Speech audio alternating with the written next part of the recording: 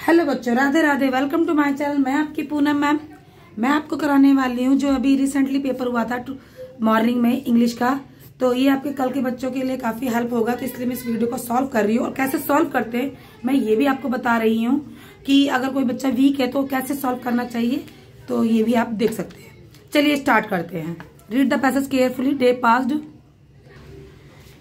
तो ये आपकी यहाँ पे स्टोरी है, डे पास्ड एट द। इसमें एक अलगू चौधरी है। मैं इसकी आपकी कहानी बता देती हूँ हिंदी में कि एक अलगू चौधरी है, उसके 2 बैलों का जोड़ा था और एक बैल का जोड़ा उसका मर गया। तो एक मर गया तो उसने क्या करा कि उसकी माली स्थिति खराब हो रही थी, उसने अपने दोस्त को बेच दिया। जब उसने बेचा तो उस एक महीने में वो बैल भी मर गया। जब उस दोस्त ने कहा कि भाई मेरे पैसे अब तुम इस बैल के दे दो, तो उसने कहा कि नहीं, तुमने जो बैल दी थी वो बहुत बेकार थी और मैं इसके पैसे नहीं दूंगा। तो इससे रिलेटेड इससे आपसे क्वेश्चन पूछा गया है, तो आप इसमें से पढ़ के इसको फाइंड करके आंसर देंगे। ठीक है, तो इसका क्या क्या आंसर है मैं आपको बता देती हूँ। सबसे पहले आपको किसी पैसेज की हिंदी समझ में आनी चाहिए, तो आप बहुत इजिली आंसर दे पाओगे। ठीक है। What unfortunate event fellow Algu Chaudhary, तो one the his a pair of. तो आप इसका आंसर होगा आपका बी, कि उसका पेयर था वो एक मर गया था। Algu Chaudhary sold his remaining book को, तो किसको बेचा था? समझू साहू को। किसको बेचा था बच्चा? समझू साहू को। What did the Algu do when Sahu did not pay, तो उसने क्या कहा? He remind Sahu about the payment. ठीक है, इसके बारे में उसे याद दिलाया कि प्लीज आप मेरे पेमेंट दे दीजिए, मगर अलगू नाराज हो गया। Why did Samjhu Sahu refuse to pay to dad block the bull को बॉट मिस फॉर्चुनेट, मतलब बहुत दिमाग लेकर आई थी और वो खत्म हो गई। ठीक है। What alternative did Samjhu Sahu offer Algu instead of paying money, तो इसका टू गिव अनदर टू बुलकप। उसने क्या कहा कि आप मेरे पैसे के बदले, उसे क्या ऑफर दिया समझू ने? तो उसे ऑफर दिया कि मैंने जैसे आपकी बैल 1 महीने के लिए यूज की थी, आप भी मेरी बैल को 1 महीने यूज कर लो और मैं आपके इसके बदले पैसे नहीं दूंगा। इसका आंसर आपका डी। अब आप ये वाला पैसेज पढ़ेंगे जहां पर ये परसेंटेज पैसेज आ जाते हैं ना, परसेंटेज लिखे होते हैं, ये बहुत आसान होते हैं, बहुत आसानी से आप फिल कर सकते हो। चलिए हम भी इसको फिल करते हैं और आपको फिल करके दिखाते हैं। थोड़ा सा बेटा इधर उधर बदलना होगा तो ये दिक्कत हो जाएगी मुझे। तो what percentage of earth surface is covered by ocean, तो आप इसको देखेंगे ओशन कवर्ड, तो यहाँ पे देखेंगे 71%। ठीक है, ऐसे यहाँ पे 50% है, यहाँ पे 23 सर्चिंग ओवर द किलोमीटर्स है, और वो कहाँ पर था? तो ऑस्ट्रेलिया का था। तो मैंने सारी चीजें पहले से पढ़ ली हैं और देख ली हैं। देखिए पहले का आंसर ये है, दूसरे का ये है, तीसरे का ये है। ठीक है, आप सब पढ़ोगे और मैं आप इसके क्वेश्चन आपको फाइंड करना बताती हूँ। ठीक है, चलिए। तो इसमें what percentage earth surface covered by the ocean? 71%। What percentage of oxygen produced by the ocean? 50%। Where is the great barrier reef located? Australia. ठीक है, अब चलते हैं। How long the great barrier? तो 2300 किलोमीटर,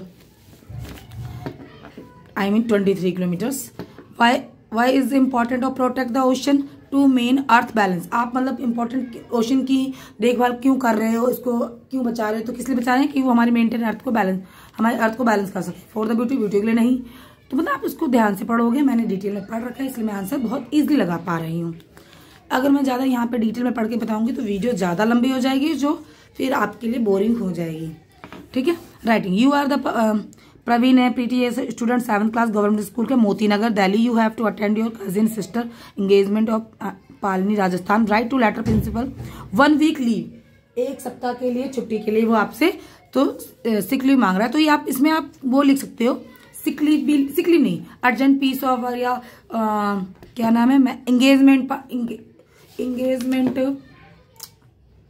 जैसे मैरिज के लिए छुट्टी मांगते हैं ना, उस पर भी लीव बनती है। ऐसे एंगेजमेंट, बस मैरिज को हटा के आप एंगेजमेंट लिखोगे, सारा कुछ वैसे लिखोगे।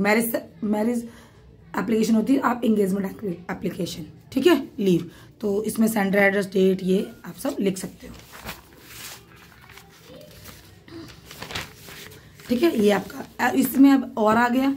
तो यू आर दीपक, दीपिका, ये है। आप इन दोनों में से कोई भी समझ के पढ़ के कर सकते हो। पूरा पेपर आप आराम से देख लो। You uncle gifted book on your both related to good habits, write a letter to uncle expressing. ठीक है, birthday gift, valuable birthday gift. तो आप इन दोनों में से कोई सा भी एक लिख सकते हो, 6 मार्क्स का है। और अब आ जाते हैं आपके right a paragraph nature. Nature पे आपको पैराग्राफ लिखना है। ये आपको लाइनें दी हुई हैं, ये लाइनें को यूज करना है। इन लाइनों को थ्रू आप बना के 6 मार्क्स का बना सकते हो। ठीक है, ये आपकी स्टोरी है। ये story the a fox is a hungry. तो अगर आपने स्टोरी फुलफिल भरी है, पढ़ी है, तो आप भर सकते हो। मैंने पढ़ी है, कुछ चीज़ में भर सकते हो, कुछ क्लियर नहीं होगी तो मेरे हिसाब से बेस्ट ऑप्शन यही रहेगा आपको करने के लिए। ठीक है, क्योंकि इसमें काफ़ी चीज़ आपको प्रोवाइड हो रखी है। ठीक है, अब चलते हैं आपके ग्रामर सेक्शन पे। ये आपका टोटल शायद मे बी 10 मार्क्स का होता है। चलिए, ये आपको पहले देखो क्या भरना है, आपको आर्टिकल्स भरना है। क्या भरना है? आर्टिकल्स। तो चलो इसको भरते हैं। Moving to dash United States. तो इसमें देखो क्या आएगा, द। यूनाइटेड तो सब फेमस चीज है, इसलिए द लगेगा। A most exciting things I have ever done. तो यहाँ पे क्या आएगा? ए। आप इसमें आप आंसर यहाँ पे फिल करना है बेटा। यहाँ मैंने लिख दिया है, I move last year to New York. New York is ill, तो एन एक्साइटिंग। देखो ई वोवल आ गया, तो यहाँ पर क्या आएगा? एन। ठीक है, full of advantage. I saw dash famous actor. तो फोर्थ के लिए आपका आ जाएगा द फेमस एक्टर। जो कोई चीज फेमस होती है उसके अगले द लगता है। और ऑन डैश स्ट्रीट यस्टरडे, मतलब मेरी गली में आया तो ए। ठीक है, परसों मेरी, तो इसका आंसर। ठीक है, आर्टिकल्स बहुत इजी होते हैं, आराम से भर सकते हो। आपके फ्री के मार्क्स हैं 4। इन 5 में से कोई आपको 4 करना है। जो 4 अच्छे से आते हैं आप उनको करें पहले। अब आगे आपके आइडेंटिफाई द एडजेक्टिव। एडजेक्टिव क्या होती है? विशेषता। Hemant is a handsome man. तो देखो ये विशेषता है। My friend is a big house. It is a charming scenery. तो इसे चार्मिंग है, मतलब इसे बच्चे ने भरे, सही भरे। He has a 4 pens. तो नहीं, पेन्स नहीं, एडजेक्टिव 4 है, ये इसमें गलत लगा दिया। ही हैज ए 4 पेन्स, उसके पास 4 पेन है। हाँ, 4 ही आएगा इसमें, पेन्स तो नहीं होना चाहिए क्योंकि। ठीक है, और the foolish boy is jumping. तो जंपिंग नहीं है, फुलिस, ये गलत है, ये गलत पड़ा है, फुलिस आएगा। ठीक है, और choose the conjunction from a table below to complete इस सेंटेंस एंड बट बिकॉज। तो देखिए हिते आइदर, पहले हम इसे पढ़ेंगे। इनको एक तरीका है, मैं पहले आप पढ़ो। मैं टीचर हूँ, मैं भर सकती हूँ, ये मेरी अलग बात है। पर आप स्टूडेंट हो तो उनके थोड़ी सी डिफिकल्टीज हो जाती है, तो आपको कैसे भरना है थोड़ा सा दिमाग लगाए। आइदर हितेश एंड सलमान, आपको देखो 2 चीज दिख रही है। Has missed the train. Mohit pass the exam, he work hard. I like drink papaya shake but my friend like. ठीक है, my friend bot a diary dash. अब इसमें देखिए यहाँ पे देखना है कि 2 जनों के बीच में क्या आएगा? एंडी आएगा, ये सही भरा हुआ है। Mohit pass the exam because he work hard, तो इसमें बिकॉज ही आएगा। आई लाइक ड्रिंक, तो बट माई, लेकिन मेरे दोस्त को सॉफ्ट ड्रिंक पसंद है, ये ठीक है। My friend bot a diary और ए पेंसिल, ये भी ठीक है। इस बच्चे ने जो भरा है 4 सही भरे, उसमें गलती थी। अब आ जाते हैं प्रीफिक्स। प्रीफिक्स होते हैं जो शब्द आगे लग जाते हैं। जैसे ओबे का क्या आएगा इसमें? Disobey, disobey. Trained, untrained. Active, disactive. Manure, इमैन्यूर। ठीक है, अब चलते हैं आपके इस क्वेश्चन पे, question number 9। Read the given lecture, answer the question of the. ठीक है, आपको ये पोएम पढ़नी है। पूरी पोएम पढ़ने के बाद आपको आंसर देना है। Why see your face 7:30, I am dressing up to buy a fish, what's the matter with you, why are you screaming to yourself with S, I told you I am dressing up to buy a hilsa fish, Gopal and hilsa fish. ठीक है, अब देखिए, अब question पूछा है, इनमें से कोई 3 में से आपको 2 आंसर देना है। ठीक है, Gopal screamed himself with dash to dash. अब किसकी मतलब उस पर क्या कर लिया था? तो उसने ऐश लगा ली थी। ऐश माने राख। तो आप देखेंगे यहाँ पे आपको मिलेगा ये राख।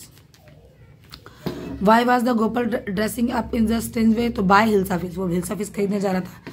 State whether the given statement, Gopal wife was confuse because to Gopal strange behaviour. वो गोपाल का बिहेवियर देखकर गोपाल की वाइफ सरप्राइज थी, तो ट्रू आंसर। ठीक है, अब आ जाओ आप 10 नंबर पे।